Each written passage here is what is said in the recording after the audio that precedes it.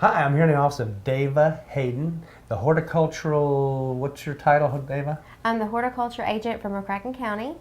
Okay, McCracken County, not Western Kentucky or anything like that? No. So, like the master gardeners, that's what I was thinking of, PAMGA, Right. for the most western counties, but you're mainly specifically for McCracken. Exactly. Okay. Like Bill Green is Graves County and that kind of thing. Okay. Each county has a series of agents, ag agents. We also have family consumer science agents and 4-H agents. That's Denise and Torey. We'll talk to them later. Yeah. Exactly. In McCracken County, horticulture has been identified as a need that the citizens of McCracken County are needing and looking for. So in this particular county, we are provided with a horticulture agent. And you're new, but you have a big shock ahead of you that you don't not aware of yet. They may have told you the phone calls and the emails, help me, I've got this problem, help me, I got that problem, what should I do? But that's going to come here in the spring, and you get to gear up for that. Hopefully I am prepared for this. I do, as you mentioned, PAMGA and the members of the Master Gardeners. They are already very helpful to me. We're going to be utilizing the Master Gardeners and helping assist in the phone calls. But I have been exposed to working with the public, answering those questions in the early spring in my retail experience. But you graduated from Murray State? I graduated That's from my Murray school. State, Yeah, yes. yeah. Emphasis in horticulture, and that was back in 2000. And where were you before you came here? I graduated, are you talking about here as an agent? Yes, what Okay. were you doing? Did you just get out of school? No, I graduated in Murray in 2000, and just previously, before I came to this position, I was the Nursery Crops Extension Associate for the University of Kentucky, housed in Princeton, Okay. where that was a regional position, where I worked with nursery growers from central Kentucky over to West Kentucky. So you always went to the KNLA in Louisville each year? Yes. With all the, that's for people who don't know, that's the big event each year for the nurseries and the growers and the sellers to get together. Exactly. But extension office, and I know what it is because I'm a master gardener and I've been here many, many times, but for a lot of people, what in the heck is the extension office and what do they do? What's their main goal, or what can they do for the average individual? Well, I think the term extension office is confused by the general public. The University of Kentucky is a land grant institution.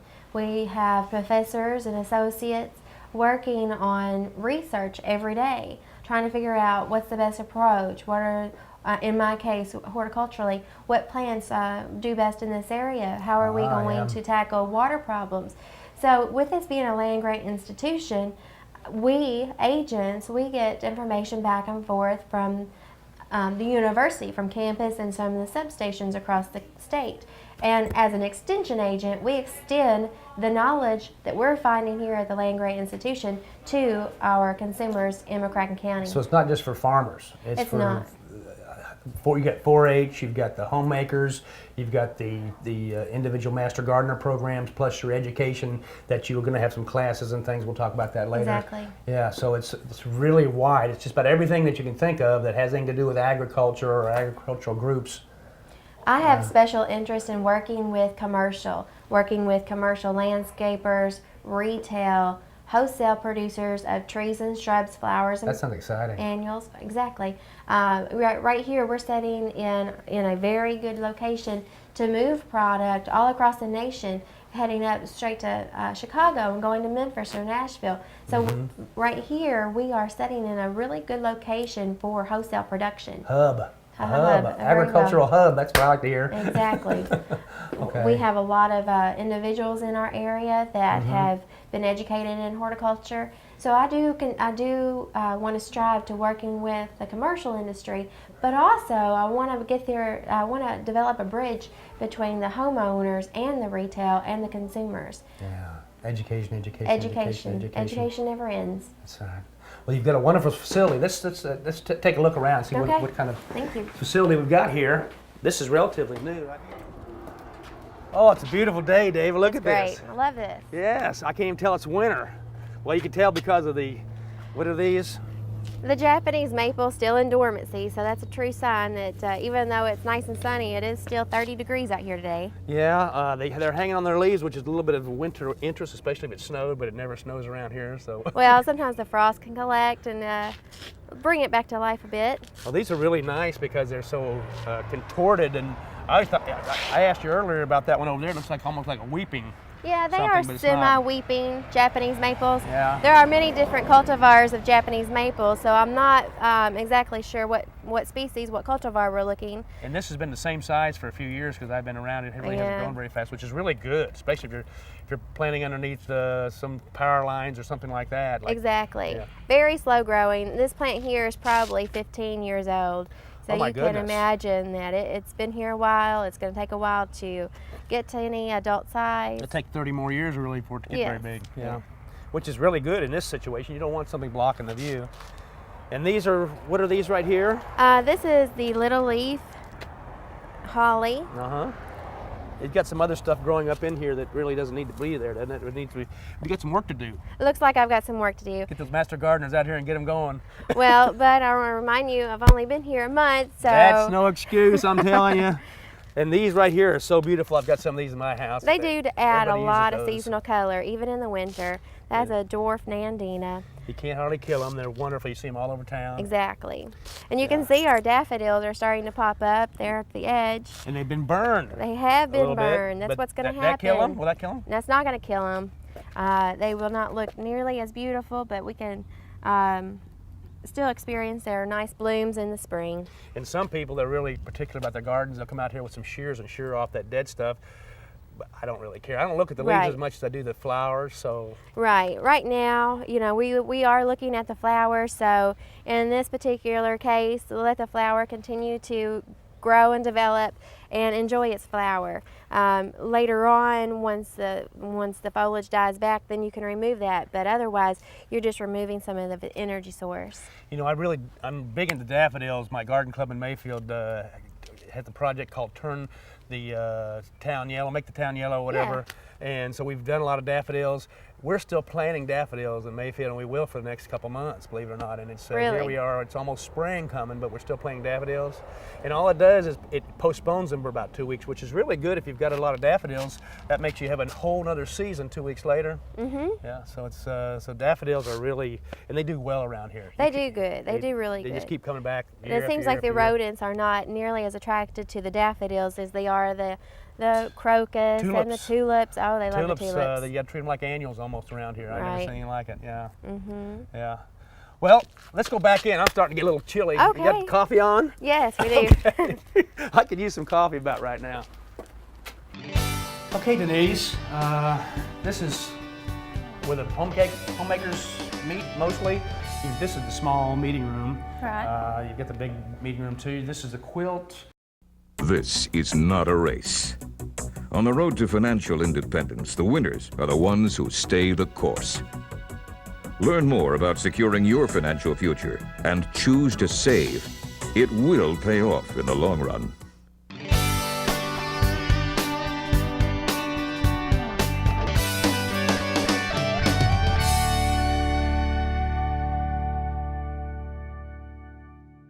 Okay, Denise. This is where the homemakers meet mostly. This is the small meeting room. Right. You've got the big meeting room too. This is the quilt. From the quilt show, it's got the history of Paducah on there, Whitehaven, the vice president, the Noble Park carvings, and what have you, the dogwoods. Right, and this quilt was designed by Linda Harper, who's one of the McCracken County Extension homemakers. I never knew that. So one of your group did that. Right. Okay, and this is where they got the library of all the, I see the cookbooks and stuff down there, but I think they've got just about everything for all the different extension agents up there, different plaques and things like that. This is really the homey room, the really neat room that I like to meet in, but you can't have too big a group. Right, And then this we've is a got small room. the bar and the stuff for refreshments. And then let's go in the kitchen here. Can you whip us up something, you think? You're Maybe not, maybe next time. what's your last name, Denise? Wooley, Woolley? yes. Okay, and you're from Graves County. Yes. I know some Woolies. We'll talk about that later. Okay. That I've worked with before. Some of them good, some of them bad. But this is a full kitchen. You got the ovens. You got the dishwasher, the stoves, the extra. This is really nicer than most home kitchens. You've even got the clothes washer and dryer over there. If you ever That's right. anybody wants to puke on you, Spill you get anything. that. Okay. You do, what is your title, and what do you do for the extension office? What's your title? Well, I'm the Family Consumer Science Agent here. Family Consumer Science Agent? Yes. And that is, what's that? What that is with Family Consumer Sciences, we focus on a lot of like life skills. So it could be health and nutrition, wellness, family management, or like financial management, parenting skills, just all kinds of things. Financial management, that'll fit in with me in the bank. Yeah. But do you, dieting, is it, you said you work with diets or just, Yeah. what is it?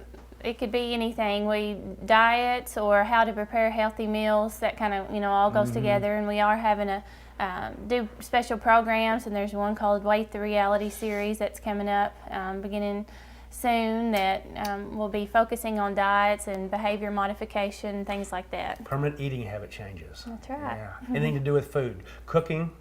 Do you have? We'll have, yes, every time we meet, there'll be a different healthy recipe that we will make and then eat. And this so is we'll open be to trying. the public. It is open to the public. And yeah. you're gonna do that. You're gonna do this annually, maybe. Probably This, so. Probably. Yeah. So look in the newspaper for the times and dates on that kind of stuff. Right.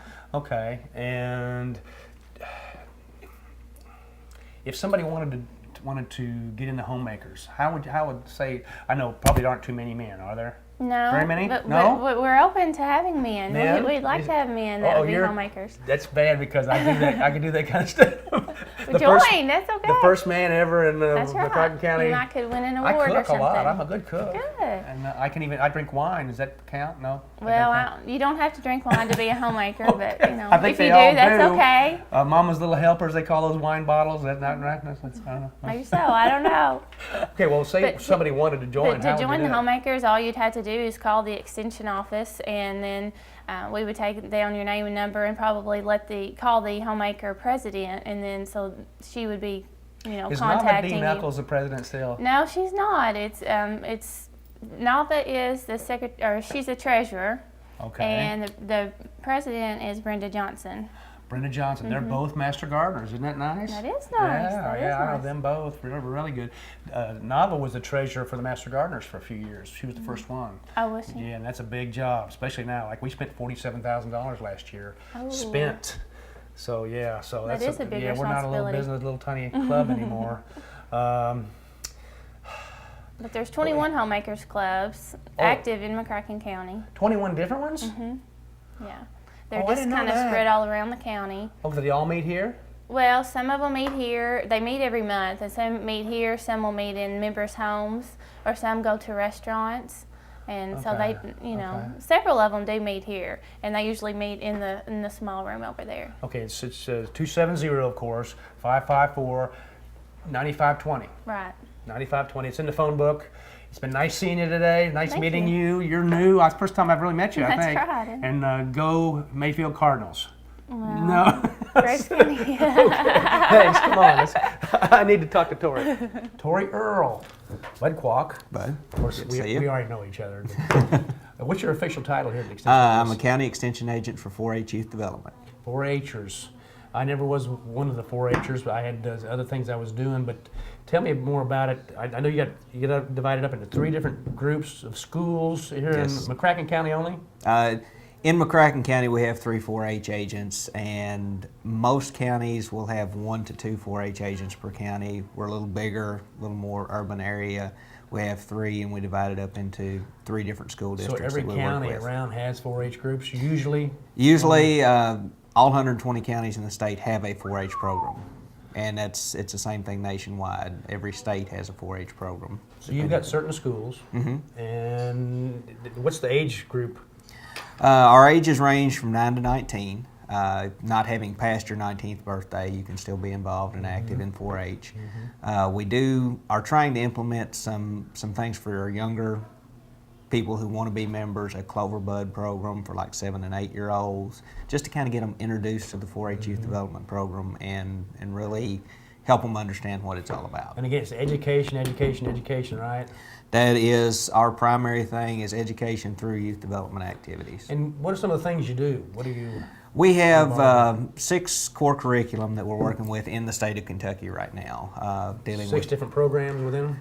6 different target areas, if you want to call it that. Leadership, communications, natural resources, health, family and consumer science, and animal science are our target areas.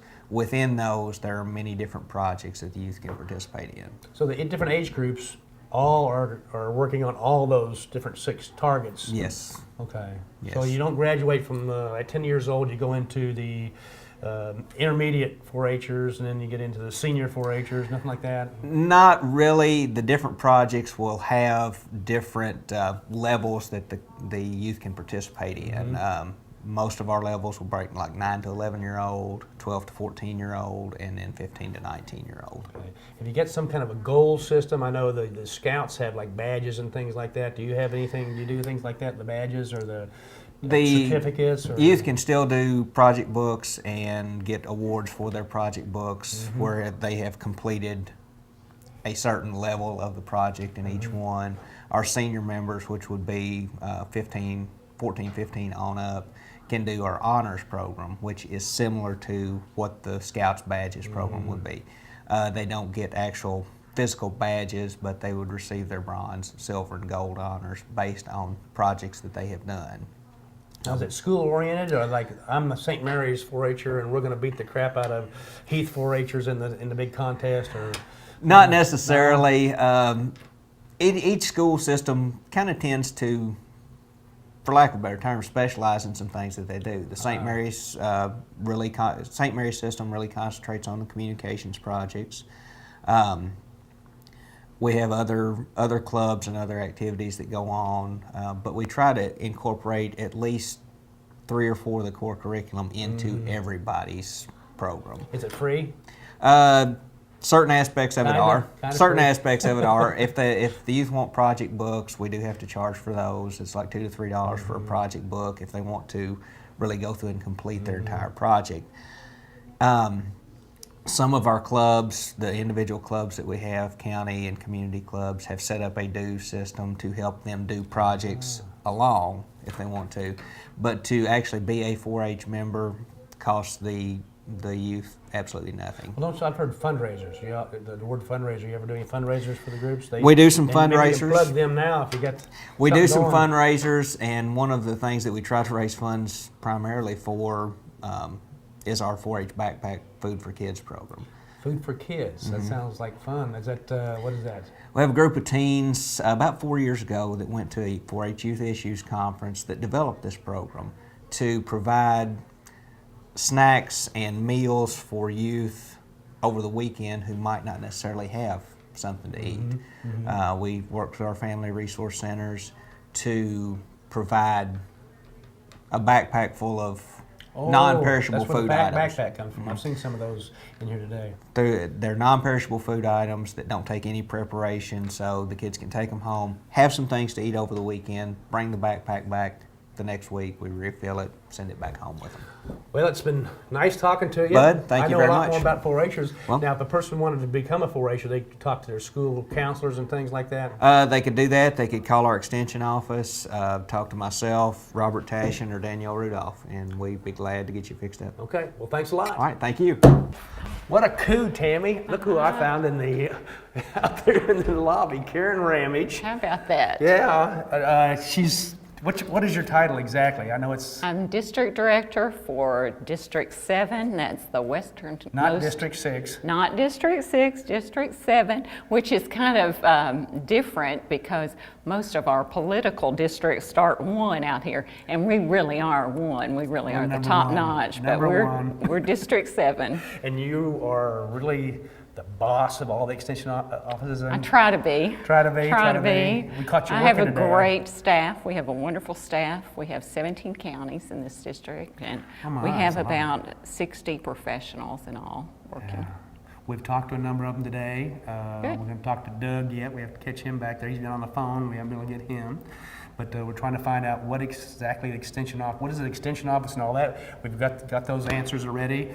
University of Kentucky, that's the big thing. Well, we're Cooperative Extension Service, which means that we cooperate with federal government. We get funding, some funding from the federal government, some funding from the state government, and some from the county.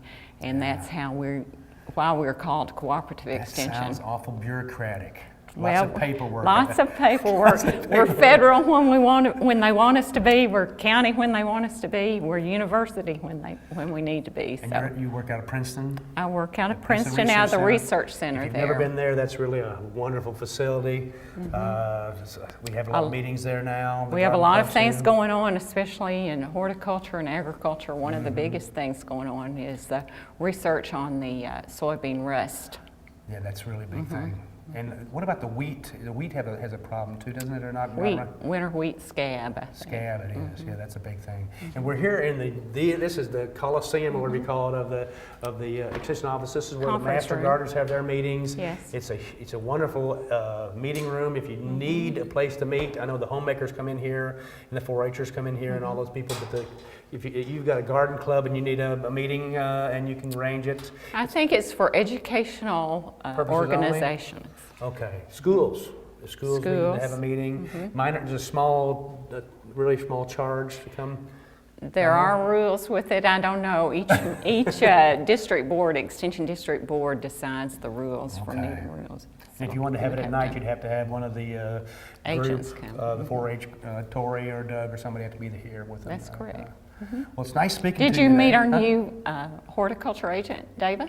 Dava, yes, we have. Good. Yes, we have. And you've got to meet with her right now, aren't you? Yes. And she did really well. Congratulations. Thank got you. a Murray State graduate. Thank you. Well, we're now full in this fully staffed in this county. Well, that's probably a big job, is- staffing your different groups. Absolutely. We Okay. have Let's go find Doug. See if he's Thanks. off the phone Okay. yet. You're not going to let Tammy use this on me, are you? Well, I told her she could borrow this anytime she needed, and it will cut deep and fast. There are people with a calling, earning money for college, protecting their community. In the Army National Guard, you can.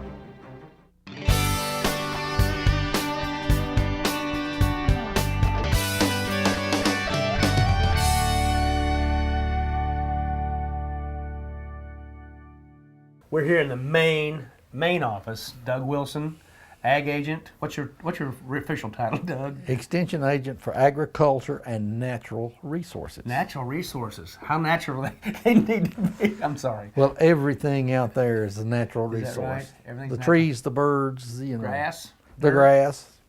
Really, when you look at it, Yeah. they're all and natural everything resources. man-made from natural. Well, that wouldn't work, though, would it? Well, as far as the natural resources, I mean, right now we're doing a lot of work on taking soybeans and making soy diesel, corn to make ethanol. Hopefully we could reduce our dependence on foreign oil by using Kentucky's homegrown natural resources. Now, is that going to work really? I'd heard rumors that that it was expensive to make those type of fuels. Is it going to be? With the high cost of energy, Yeah. right now they're very competitive. One ethanol plant went in, they expected to break even the first year. It made $5 million in profit. The soy diesel, to me, it's got to be the answer for this country. We could grow soybeans, we can make our own diesel fuel, we can let the Middle East keep their oil. Rot. Yes. And we could survive using soy diesel and other. See, most people don't realize animal fats can be converted into Energy. diesel, called biodiesel. In fact, I think Diesel, who invented the diesel engine in Germany 200 years ago, was using animal fat to fuel that engine. Mr. Diesel. Yes, that's right. That's interesting. Now, we've got to talk about that. We talked earlier about the diseases on the soybeans. Tell us about this Okay, now I've got this microscope electro. that we can check for diseases on plants. Basically is what I look at. Right now we are being worried, concerned about Asian rust on soybeans. It came into the southern tier of the United States in one of the hurricanes. Started in Japan in 1924. It moved to Australia. It's in South America. It could devastate the crop. So most ag agents in Kentucky had sentinel plots, which I had one behind my house. Every day I would go check the soybeans. That's handy behind your house. If I see a suspicious looking lesion on a leaf, I can bring it in, put it under the microscope, and look at it and see if I suspect it could be Asian rust. If that's the case, I take more samples and we get that to the lab. And you use this because then you can catch it in the earliest stages. That's right. Before you can even see it with your eye. This is very, yes, a hand lens won't give us the magnification. This is the same type of microscope that would be used in a lab. Very scientific. Right. Try to be. Try to be. Try to be. Right. Okay, and what is this? Okay, you what were were going to use this for a while ago? You were asking me some of the things we do. This, of course, I work with farmers, being an agricultural agent. This is a hay probe. You asked me, hay, H-A-Y, hay probe. You can take this device on a drill into a square bale, drill into a round bale, get samples of the chewed up hay, take that out, take it to the lab. It's ground real fine. Either run through a burner or an infrared spectroscopy device that measures the protein, the nutrients in there. So we can tell a farmer, you've got a bale of hay out here and here's what it's worth in feed value, rather than guessing. I mean, corn and soybeans are standardized. We know that corn is around 9% protein. Soybean meal will come out at 40 to 44%. But if you got a bale of hay out here and it's high in protein, why would you want to feed spend money and spend for feed that you didn't need? Yeah. So we can test the hay for the farmers and tell them what they've got. Now, you're not going to let Tammy use this on me. Well, I told her she could borrow this anytime she needed, and it will cut deep and fast. I thought you were going to use it for a club. Okay. No? Okay. Well, she could use it for a club. Okay, so some of the questions, you get lots of questions, all of you do. Tell me some of the interesting questions you've had. Well, we had a question in here, cats spraying on a house. How could they stop that? What'd you tell them? Well, that's one thing I've got to think about. They've got to put some kind of chemical deterrent Get a around dog. the house. But I'll get phone calls that'll say, I've got red bugs. What are they? Red, huh? Just, I have people send me pictures over the internet. Can you identify this spider? Get calls. I saw a snake in my backyard. It was brown and 2 feet long. What is it? Is it poisonous? I've had people to kill snakes, bury them in the ground, dig them up, and then bring them in to get them identified Right. because they were concerned. It just runs the gamut of questions that we get here. 7 years of high school to answer questions like this. Right. Well, Doug, we're going to have to run. Right. It's been fun here at the Extension office. We've met everybody, and you're the man. Okay. You've been here 17 years. 17 years. You keep bringing in these new ones, but you just keep hanging around. You must have the easiest job. That's what they usually say, right? Well, no, I've got the hardest job. Hardest job.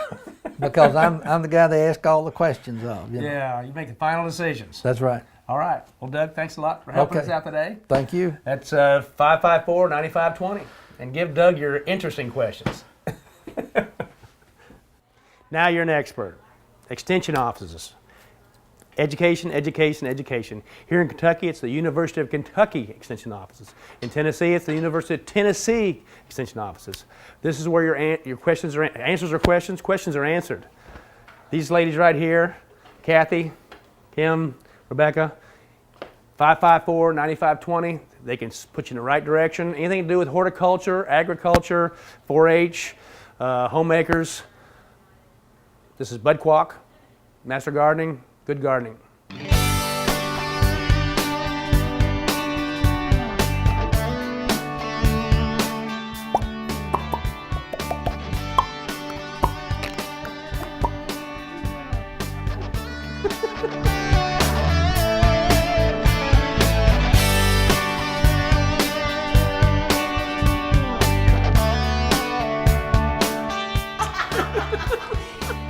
Put that down.